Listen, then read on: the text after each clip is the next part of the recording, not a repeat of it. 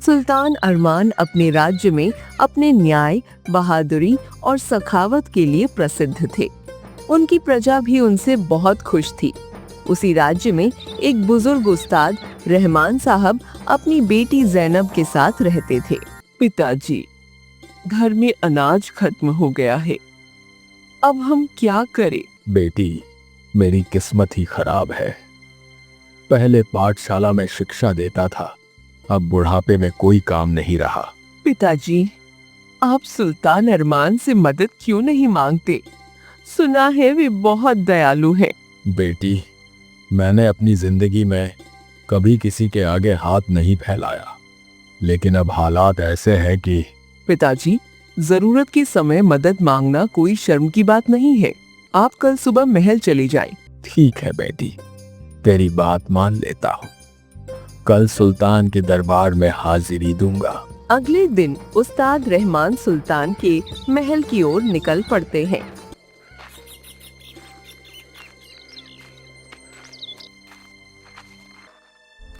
प्रणाम महाराज। प्रणाम उस्ताद जी। फरमाइए, मैं आपकी क्या सेवा कर सकता हूँ? महाराज, मैं एक गरीब शिक्षक हूँ। मेरी एक बेटी है जैनब। उसकी माता का स्वर्गवास बहुत पहले हो गया था। फिर उस्ताद रहमान सुल्तान को अपनी सारी मुश्किलें बताते हैं। महाराज, अब हालात ये हैं कि घर में खाने को कुछ नहीं है। आप चिंता न करें उस्ताद जी। मंत्री जी, इन्हें खजाने से 100 सोने की मुद्राएं दे दीजिए। मंत्री जी। जो आ गया महाराज। महाराज, आप बहुत दयालु हैं। मैं ये एहसान जिंदगी भर नहीं भूलूंगा।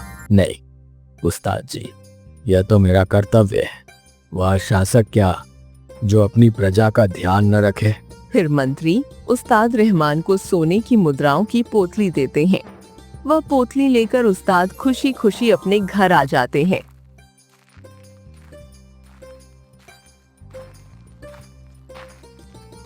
पिताजी, आप आ गए। क्या हुआ दरबार में? बेटी, तुम सुनोगी तो यकीन नहीं करोगी। सुल्तान ने मुझे 100 सोने की मुद्राएं दी हैं। सच में पिताजी? भगवान उन्हें सलामत रखे। हाँ बेटी, अब यह पोतली संभाल कर रख दो। कल बाजार से सारा सामान ले आएंगे। जैनब वह पोतली संदूक में रख देती है और उस पर ताला लगा देती है। दोनों बाप बेटी रात भर खुशी में बातें करते रहते हैं। बेटी जैनब, मुझे कुछ मुद्राएं दे दो। मैं बाजार से जरूरी चीजें ले आता हूँ। जी पिताजी, मैं अभी लाती हूँ। जैनब जैसे ही संदूक खोलकर देखती है, वह हैरान रह जाती है। ये क्या? पिताजी, पिताजी। क्या हुआ बेटी? इतना क्यों घबरा गई? पिताजी, मैंने कल रात पोतली इसी संदूक में रखी थी। अब यहाँ कुछ भी नहीं है। क्या? ये कैसे हो सकता है? जरा ढंग से देखो बेटी। मैंने पूरा संदूक देख लिया पिताजी, पोतली कहीं नहीं है। बेटी, कहीं कोई चुरा तो नहीं ले गया? ऐसा कैसे हो सकता है पिताजी? दरवाजे तो मैंने अपने हाथों से बंद किए थे और चाबी भी मेरे पास थी। पोतली गायब होने से दोनों बहुत परेशान हो जाते हैं। पिताजी, आपको दोबारा सुल्तान के पास जाना चाहिए। उन्हें सारी बात बता दीजिए। बेटी, अब वह मेरी बात क्यों मानेंगे? सोचेंगे कि यह बूढ़ा झूठ बोल रहा है। नहीं पिताजी, सुल्तान अरमान न्यायप्रिय है। वह जरूर आपकी मदद करेंगे। आप हिम्मत रखें। ठीक है बेटी, तेरी बात मान लेता हूँ। इतना कहकर उस्ताद रहमान फिर से महल की तरफ निकल पड़ते हैं।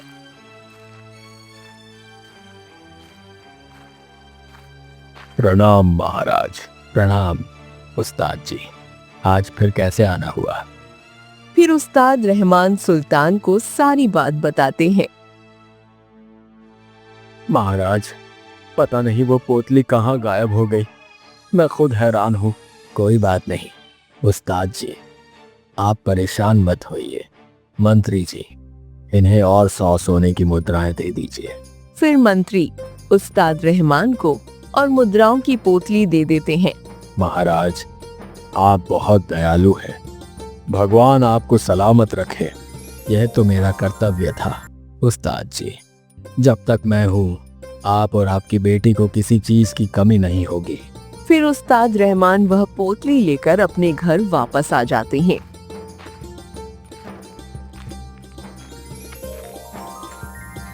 क्या हुआ पिताजी? सुल्तान ने आपकी बात मानी? हाँ बेटी, सुल्तान अरमान ने मुझे 100 सोने की मुद्राएं और दी हैं। सच में उनके जैसा शासक इस दुनिया में कोई नहीं। भगवान उन्हें हमेशा खुश रखें। पिताजी, इस बार मैं ये पोटली बहुत संभाल कर रखूंगी।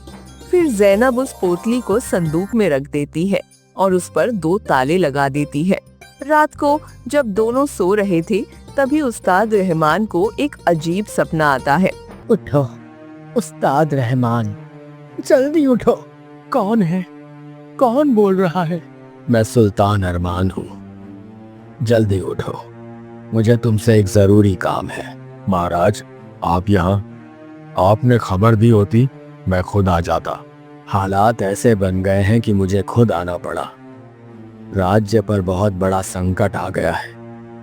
क्या तुम मुझे वह सोने की मुद्राएं वापस कर सकते हो? सुल्तान की बात सुनकर उस्ताद रहमान सोच में पड़ जाते हैं। नहीं नहीं महाराज, अगर राज्य की भलाई इसी में है तो मैं आपको यह मुद्राएं जरूर वापस करूंगा। फिर उस्ताद रहमान उस शख्स को वह पोटली दे देते हैं और सुबह हो जाती है। नहीं, ये नहीं हो सकता। पिताजी, पिताजी! क्या हुआ बेटी? इतना क्यों चिल्ला रही हो? पिताजी, हमारी सोने की मुद्राएं फिर से गायब हो गई। नहीं बेटी, वो मुद्राएं गायब नहीं हुई है। उन्हें तो मैंने सुल्तान अरमान को दे दी है। बेटी, कल रात सुल्तान यहाँ आए थे। वह कह रहे थे कि राज्य पर बड़ा संकट आया है, इसलिए मैंने उन्हें वह मुद्राएं दे दी। अपने पिताजी की यह बात सुनकर जैनब हैरान रह जाती है।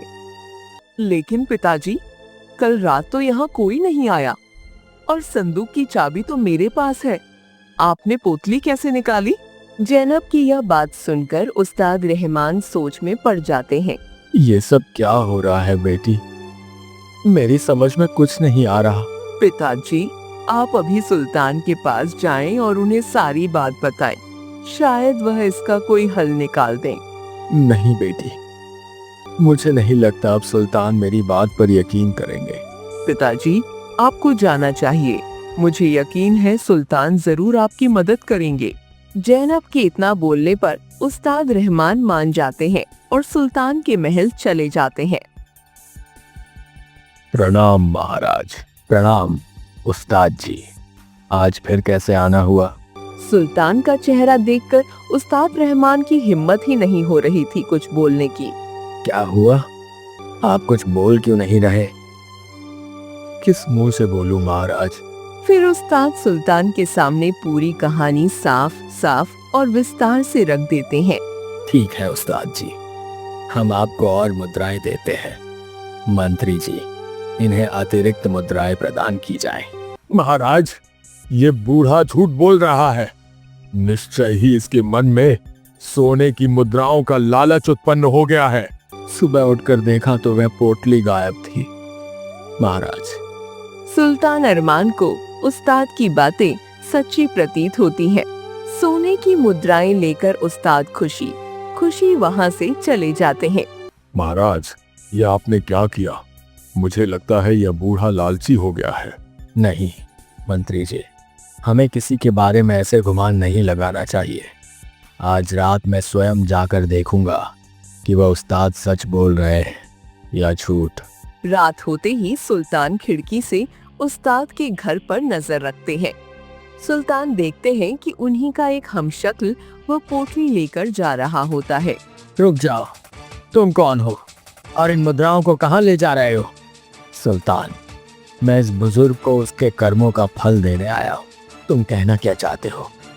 स्पष्ट शब्दों में सब कुछ बताओ। सुल्तान, पिछले जन्म में इस उस्ताद ने जो बुरे कर्म किए थे, इस जन्म में उसे उन्हीं कर्मों का फल मिल रहा है। इसके नसीब में सुख नहीं है, इसलिए मैं ये मुद्राएं ले जा रहा हूँ। क्या इन सब से बचने का कोई उपाय नहीं है? नहीं सुल्तान, कर्मों के फल से कोई नहीं बच सकता, स्वयं आप भी नहीं। शीघ्र ही आपको भी अपने कर्मों का फल प्राप्त होने वाला है। इतना कहकर वह व्यक्ति गायब हो जाता है। अगले दिन सुल्तान शिकार खेलने निकलते हैं। मंत्री जी, आज हमारा शिकार खेलने जाने का मन हो रहा है। जैसी आपकी आज्ञा महाराज। मैं अभी समस्त प्रबंध करता हूँ। सुल्तान अपने घोड़े पर बैठकर शिकार की तलाश कर रहे होते हैं, लेकिन उन्हें कोई शिकार नहीं मिल रहा होता। मंत्री जी, लगता है हमें जंगल के और भीतर जाना चाहिए। क्षमा चाहता हूँ महाराज, लेकिन भीतर जाना खतरनाक हो सकता है। मंत्री इतना बोल ही रहे होते हैं कि सुल्तान अपने घोड़े को लेकर आगे निकल जाते हैं। सुल्तान अपने घोड़े के साथ अपनी राज्य की सीमा से आगे पहुंच जाते हैं। सुल्तान अरमान एक पहाड़ी पार कर ही रहे होते हैं कि उनके घोड़े का पैर फिसल जाता है और वह खाई में गिर जाते हैं। अरे, वहाँ कौन पड़ा है? करीम किसान जल्दी से सुल्तान के पास जाता है। अरे, ये तो कोई भद्र आदमी लगता है, लेकिन इसकी ये हालत कैसे हो गई? फिर करीम सुल्तान अरमान को उठाकर अपने घर ले आता है। चलो, अच्छा हुआ भाई, तुम्हें होश आ गया। तुम कौन हो और कहाँ रहते हो? सुल्तान अरमान उसकी बात का कोई जवाब नहीं देते। शायद यही मेरे कर्मों का फल है जिसे मुझे भोगना पड़ रहा है। क्या हुआ भाई, तुम कुछ बोल क्यों नहीं रहे? चलो, कोई बात नहीं। अगर तुम्हारा मन नहीं है तो मत बताओ। जब तक चाहो मेरे पास रह सकते हो। ऐसे ही कुछ दिन बीत जाते हैं। सुनो भाई, तुम मुझे अपने बारे में कुछ नहीं बता रहे।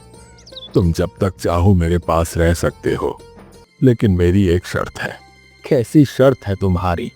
तुम्हें मेरे साथ काम में हाथ बटाना होगा। मुझे तुम्हारी यह शर्त मंजूर है। ठीक है तो भाई, आज से ही काम पर लग जाओ।